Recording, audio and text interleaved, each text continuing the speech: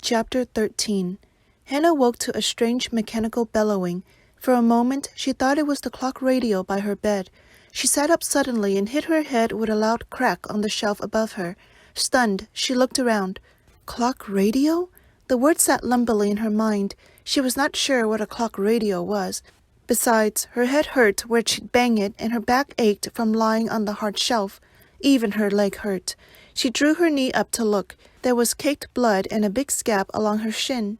Then she remembered the trip in the cattle car, the long hungry days, the heat and the cold, the smell, the dead baby, the tattoo, the shorn hair. Cautiously she reached up and felt her head. What hair was left was a stubble. She did not dare to look at the number on her arm. Swinging her legs carefully over the side of the shelf, she eased herself onto the floor, aware that the bellowing horn had stopped. Others in the barracks were performing the same slow unfolding. She looked around, her eyes and mind still fuzzed with sleep. The door to the barracks was flung open and a guard stuck his head in. "If you want food, get in line. Now!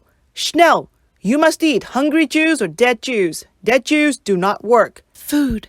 Hannah whispered to herself, and the dream she'd had came back to her.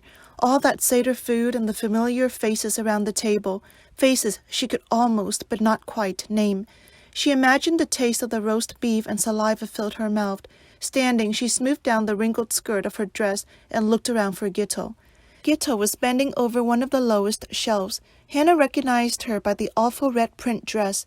Hurrying over, Hannah called out, "Food, Gittel! They'll give us food if we hurry at last." Gittel stood up slowly and stared past Hannah to the door as if she did not see her. Her mouth whispered something, but no sound came out, and her hands clenched and unclenched into fists. Something forced Hannah to bend down and stare into the shelf. Little Sabora lay curled in a ball, her finger in her mouth like a stopper in a bottle. There was a fly on her cheek. Hannah reached out to brush it off. "Do not touch her," Gittel said. "But—" Hannah's hand hovered over the child's cheek and the fly that would not leave. "I said do not touch her!" Gittel's voice was strangely hoarse. Hannah still reached toward the fly, unbelieving, and Gittel grabbed her hand, spinning her around. She slapped Hannah's face twice. "Do not!" Slap. "Touch her!" Slap. Then, as suddenly, she put her arms around Hannah with such force, Hannah gasped. Gittel buried her face against Hannah's shoulder, sobbing. "Yitzhak, what will I say? Zipporah, he must be told. What can I? Monsters!" It was all Hannah could do to free her arms enough so that she could pat Gittel's shorn head, touching it with as much tenderness as she could muster, while her cheeks still burned from the unwarranted slaps. They were the last ones out of the barracks. Even Faye had managed to get onto the proper food line before them, with the help of one of the women from her village. Emerging from the building, blinking into the noon sun, Hannah saw that Gittel's eyes were dry, but they still held a reserve of some awful unspoken anger.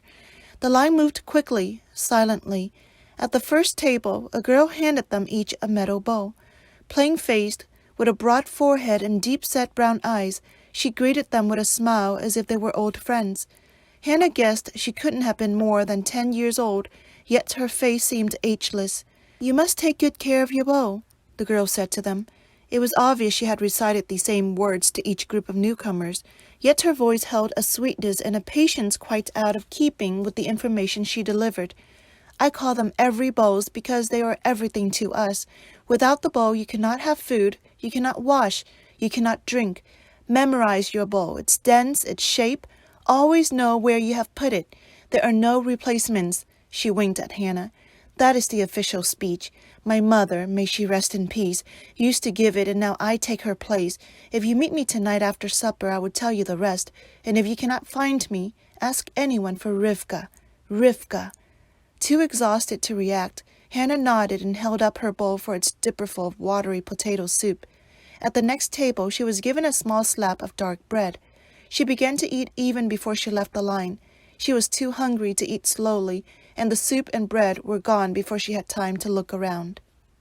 After the meal, the Zugangi were lined up again in what seemed to Hannah to be a totally arbitrary order, orchestrated by the same three-fingered woman. She dealt out slabs and pushes with such fervor that they all did her bidding without protest. Hannah managed to dodge a slab. The slap meant for her hit Shifra, who cried out in pain and was hit again for the noise. Hannah bent her shoulders over against Shifra's muffled sobbing, guilty because she had been the cause of it, relieved because the blow had not fallen upon her. When they were lined up to the woman's satisfaction, she nodded abruptly and walked to the front to address them. "You wonder what to expect from now on?" she asked. "I will tell you what to expect. Hard work, that is what. Hard work and more hard work, and punishment if you do not perform well and on time, without complaints." Her speech was short enough that Hannah took a deep breath in relief. She was just starting to relax when a man in a dark uniform jangling with medals walked over to the woman. The woman bowed her head and then looked up at the gathering of prisoners, smiling an awful warning. Standing for a long moment, hands behind his back, the officer silently surveyed them. Hannah felt as if he were looking deep inside her, toting up her abilities, guessing at her chances. Someone else she knew stood that way. Mr. Unsworth? She had the name and could almost see him in her mind's eye, but she couldn't remember who he was, only that he was someone who stood up in front of a group and shook his head just like that. She wondered if she should smile at the officer and whether it might help. Sometimes it worked in school, with Mr. Unsworth. In school! There, she had it, an elusive slip of memory. Then as quickly it faded, replaced by another, much more vivid memory. Little Deborah, lying still on the low shelf, her finger corked so finally in her mouth. That image stopped any chance of a smile. The officer cleared his throat. "You will have discipline," he said suddenly, without preamble. "You will work hard. You will never answer back, complain, or question. You will not try to escape. You will do this for the fatherland. You will do it, or you will die." The officer turned smartly on his heel and left. Then the three-fingered woman came forward to tell them about the work that lay ahead and what they were to expect each day. Above them, a quartet of swallows dipped and circled, twittering madly as they plunged after insects. There was a drone of machinery somewhere off to the right. In the distance, beyond another long row of barracks, Hannah could see a single strand of smoke rising against the bright spring sky, curling endlessly out of the tall chimney stack. Once again it occurred to her that there was something she was not remembering, something terribly important to her, to all of them. She wondered if Gitto would know what it was, and resolved to ask her. But the raucous swallows, the woman's droning commands, the ground bass of the machinery mesmerized her. She could feel her eyelids starting to close. To stop herself from falling asleep on her feet, she threw her head back suddenly and took a deep breath. Out of the corner of her eye she glimpsed Gitto. Then, without moving her head farther, only her eyes, she managed to find Faye. She was standing halfway down the line, her face paper white and her eyes fully closed. She swayed where she stood. Behind her was Esther, and beside Esther was Shifra, her lashless eyes even stranger looking under the shaved head.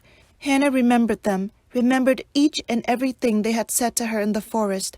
She remembered the forest, and remembered she had told them stories, but the stories, those she could not remember, and it bothered her that she could not. She'd seen men running to get into a line behind them during the first moments of the assembly, but she hadn't dared turn around then. Even now she was afraid to look. Would Shmuel be there? Yitzhak? Would Rabbi Baruch? The Bachin? The members of the klezmer band? Would Mr. Unsworth? "Gitto," she whispered out of the side of her mouth, low enough so that the woman in the blue couldn't hear her. "Gitto." Gitto touched her hand. "Kaya," she whispered back, so fiercely it sounded like a promise or a command.